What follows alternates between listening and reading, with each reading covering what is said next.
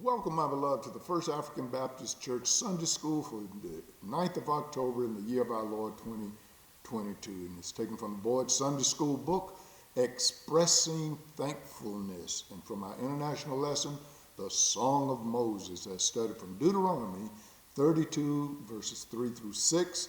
Then it jumps to verses 10 through 14, and then verse 18. And we're going to try to cover really chapter 31, verse 30 through 6, and then we'll go from 10 through 18.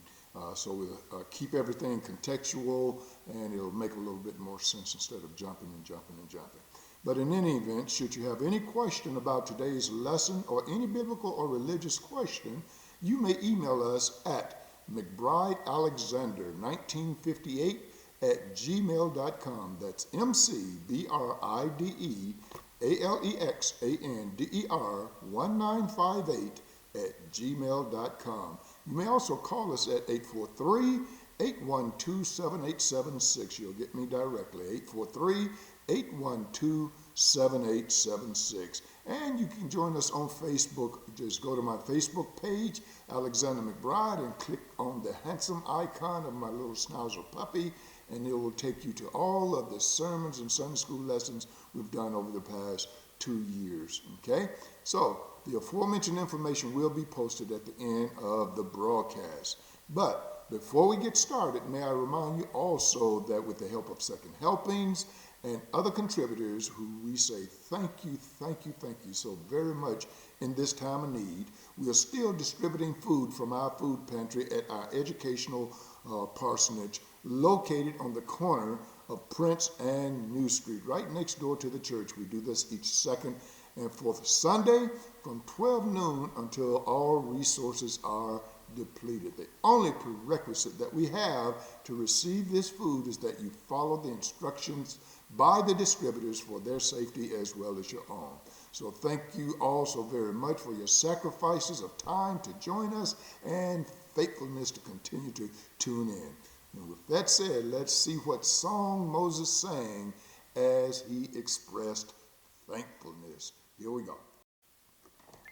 All right, so here we go. I want to publish this prior to Sunday so you guys could overlook the Sunday school lesson, ask any questions or have any questions ready, and before getting into the actual worship service on Sundays for Sunday school. We'll do this. I'm going to start by reading. I'm going to start outside of the Sunday school book parameters. I'll start with verse 30 of chapter 31, and then we'll go into chapter 32. And because verse 30 of chapter 31 actually begins the Song of Moses. It describes what chapter 32 is, and here we go. It said, "Then Moses spoke in the hearing of all the assembly of Israel the words of this song until they were ended." And then we get into the actual song. "Give ear, O heavens, and I will speak, and hear, O earth, the words of my mouth. Let my teaching drop as the rain, my speech distill as the dew, as raindrops on the tender herb, and as showers on the grass. For I proclaim the name of the Lord. Ascribe greatness to our God. He is the rock. His work is perfect, for all his ways are justice, a God of truth and without injustice. Righteous and upright is he. They have corrupted themselves. They are not his children because of their blemish, a perverse and crooked generation. Do you thus deal with the Lord, O foolish and unwise people? Is he not your father who brought you? Has he not made you and established you?" And then even though the Sunday school lesson skips, we're going to go on through verse 7 until we hit verse 14. So remember the days, verse 7, remember the days of old. Consider the years of many generations. Ask your fathers, and he will show you, your elders, and they will tell you. When the Most High divided their inheritance to the nations, when he separated the sons of Adam, he set the boundaries of the peoples. Now, according to the number of the children of Israel, for the Lord's portion is his people. Jacob is the place of his inheritance. He found him in a desert land and in the wasteland a howling wilderness. He encircled him. He instructed him. He kept him as the apple of his eye.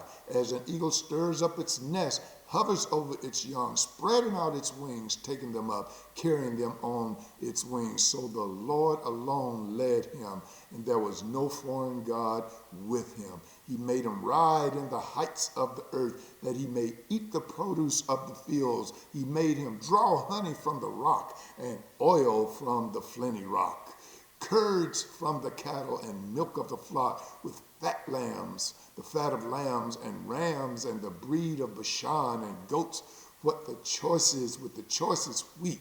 And you drank wine, the blood of the grapes. And then we skip over to verse 14. Of the rock who begot you, you are unmindful, and have forgotten the God who fatted you. That is the lesson context verses that we will be dealing with. But before we go there, I want to deal with the context in and of itself. Let's look at this book called Deuteronomy. Deuteronomy, the Hadabottom, the words as this title is taken from the first verse of chapter 1, and the word. It's called the Hadabottom. And Deuteronomy is said to be 5/5 of the law of Moses. It's called the Hak Torah in the Mishnah, meaning the repetition of the law. In the Septuagint, that's the Greek rendering of the Old Testament, it is called the Deuteronomon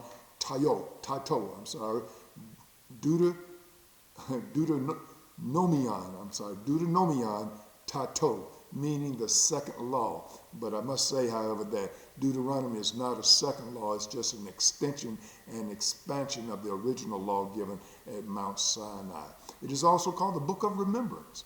And think about this. Moses is now 120 years old and is given his last discourse known as the Upper Desert Discourse. He's given this to the survivors of the children of Israel that is in the wilderness about to enter Canaan.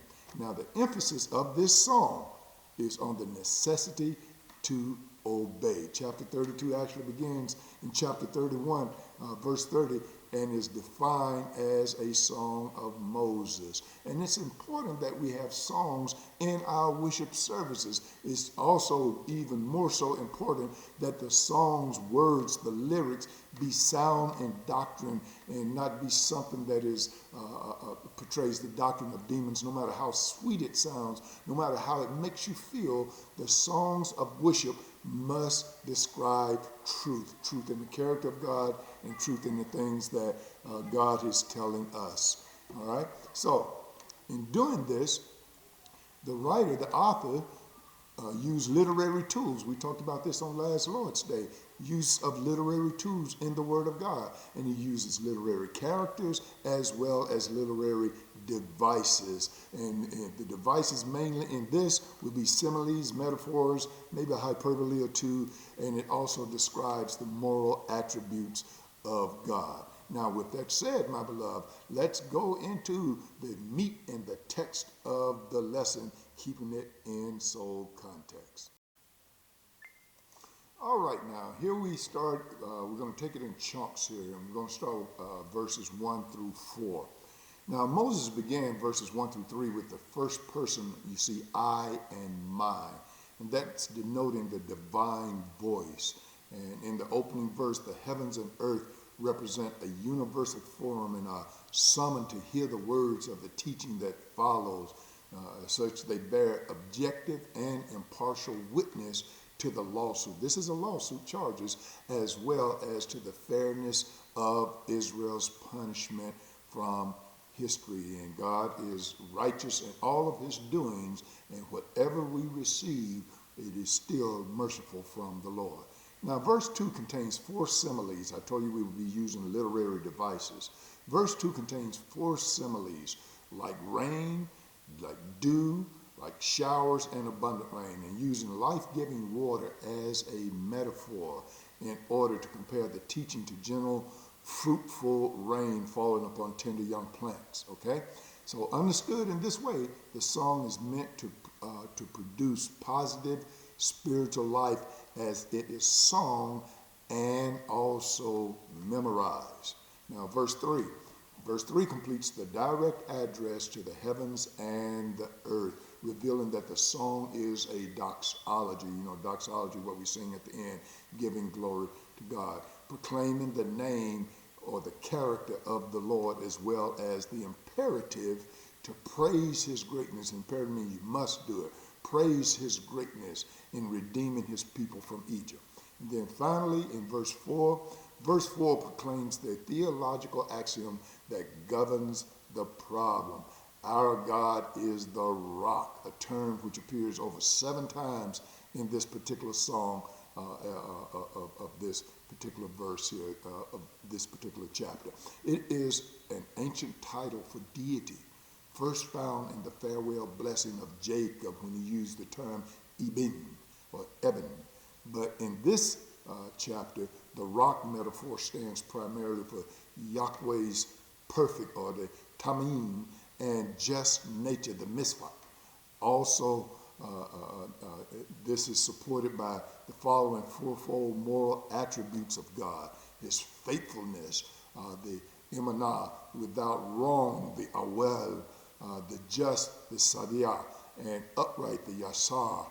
Within the song, the rock metaphor also carries a meaning of creator and savior. Also, Jesus is our rock. It carries the meaning of father, refuge, stability, security, dependable, reliability, all without equal.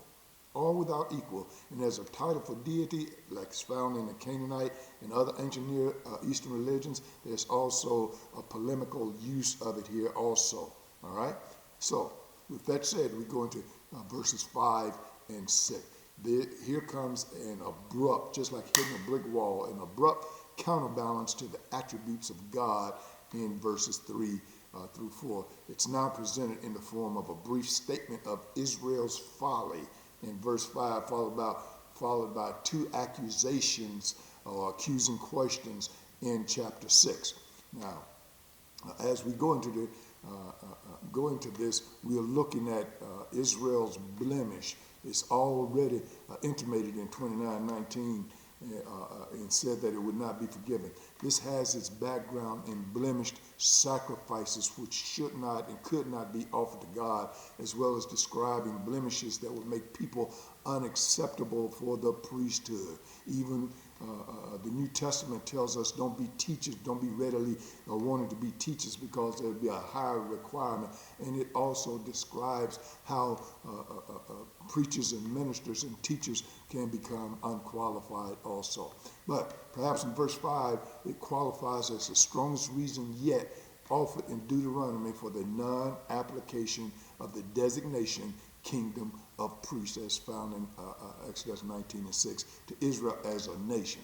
And finally, the emphatic question at the beginning of verse 6, is this the way you would repay the Lord?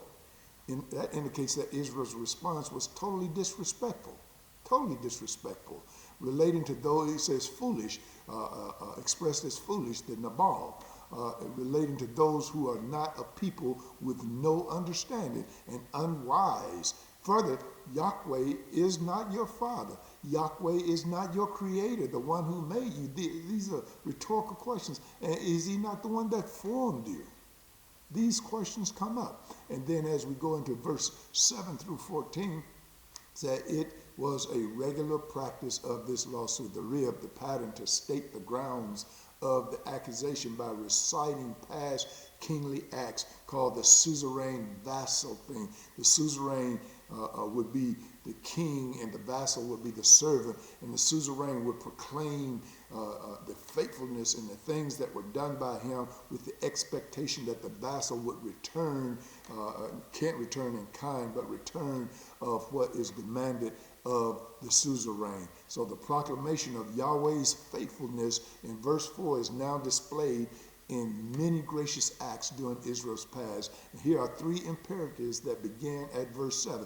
First, you are to remember, that's a command, remember the days of old. Then you are to consider or discern or judge the years of many generations. And on top of that, you are to ask your fathers and elders for explanations. That's why they stacked up the stones when they crossed over the Red Sea, and they stacked up stones when they crossed over the Jordan River. And when the children asked what's the meaning of these stones, the elders and the fathers would be able to answer them, as it provides a segue into understanding what God has done for Israel and for us. Now, it is assumed that the ancient tradition of old would be well known to the elders, corresponding to three great facts of Israel history. First, Israel was elected, going back to primeval times. And then it talks about that exodus and wilderness wanderings, and then Yahweh's gift of Canaan to his people. And then verse 8 through 9, at the beginning of history, the Most High allotted to the nations their own inheritance. Isn't that something? And fixed the boundaries of the peoples in relation to the sons of Israel. And in doing so, a lot of people disagree among the textual traditions at this point. And the Septuagint kind of reads according to the number of the angels of God, which may have been a modification of a fragment from a Qumran finding. But nevertheless, there are those that say there's no need to adopt alternative readings, as the Hebrew text makes perfectly good sense as it stands, supported by verse 9. And then 10 through 12, so having determined that Israel's inheritance was in Canaan, Yahweh sets about bringing his people there. And these verses explore Yahweh's care of Israel during the wilderness period after leaving Egypt. Now, the picture begins in verse 10 with the barren, the tahu. You find that in Genesis chapter 1, verse 2. The barren became void, and the howling waste of the desert, similar to the chaotic conditions of the universe prior to the creation. Yahweh's care during this period is depicted using three metaphors: an encircling or shielded, as the NIV call it, protector who guarded Israel as the apple of his eye, and that literally means little man of his eye, and as an eagle that stirs up her young and hovers the hop over them, spreading its wings to catch and carry them, and also as a kindly shepherd or leader who guides his people without any foreign god to help him. Emphasis is placed on the fact that the Lord and the Lord alone led Israel. There's no syncretism, there's no mixing of God. It is God all by himself that provided, led, and brought out of the wilderness. This made Israel's turning to other more recent gods all the more shameful. And when God blesses us, unless we forget and start forming idols after our own minds, we should remember what God and God alone has done for us. Then as we close this Sunday school lesson in verses 13 and 14, the contrast is now drawn between the desert and the rich fare of Canaan. Now, the expression, he made him ride on the heights of the land, it's an extension of the transport metaphor and relates to the taking of the mountainous heartland of Israel, the hill country of the Amorites. You know, it's thought that the gods that dwell in the hills were greater than the God that dwell in the plains, but God of the plain coming out of the wilderness showed that he was greater than any so-called hill god of the Amorites. Here, Israel feasts on all the choices of products, even from unlikely places. Isn't it somehow God just blesses you through unlikely people and from unlikely places that you hadn't even thought of? Here, Israel's choicest products of the unlikely places, like bees producing honey in crags and crevices, and olive trees supplying oil among the rocks. This followed by milk products and the fattened lambs and the choice rams, including the prize Bashan bulls and goats, along with the finest grains, the kidney fat, or the wheat as it's called, and the foaming blood of the grape. Such exotic language speaks of rich provision. So that is very important, why we must remember what God has done for us, where God has brought us from, what God is doing for us, and what God will do for us as long as we would be obedient. And the emphasis is on that four-letter word, O-B-E-Y, obey, choose life and not death, says the Lord. God bless you, my beloved. I hope you've enjoyed this quick overview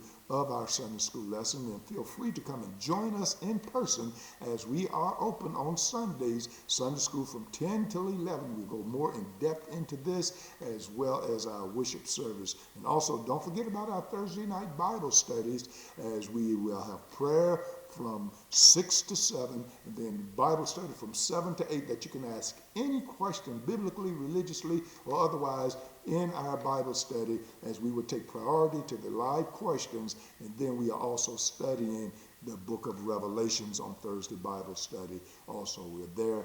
And then also we are following the text of John, the 6th chapter, in our worship service, to which we will take live coming this Lord's Day. God bless you, my beloved. Deut coram Deo, live before the face of God.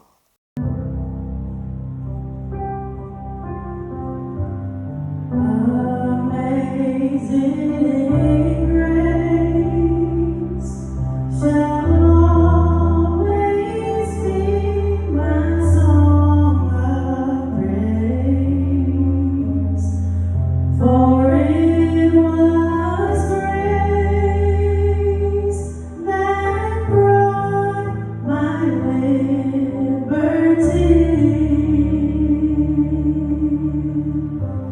I do not know just why He came to love me so. He looked beyond my faults and saw my needs. I shall forever lift mine eyes to Calvary, to view the cross where Jesus died for me.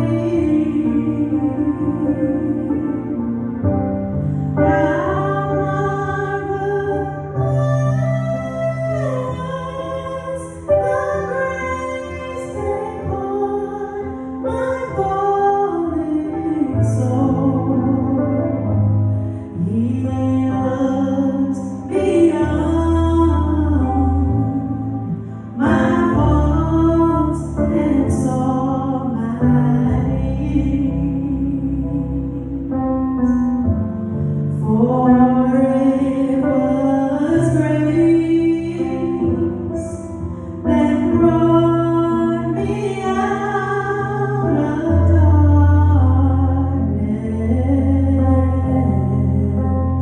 into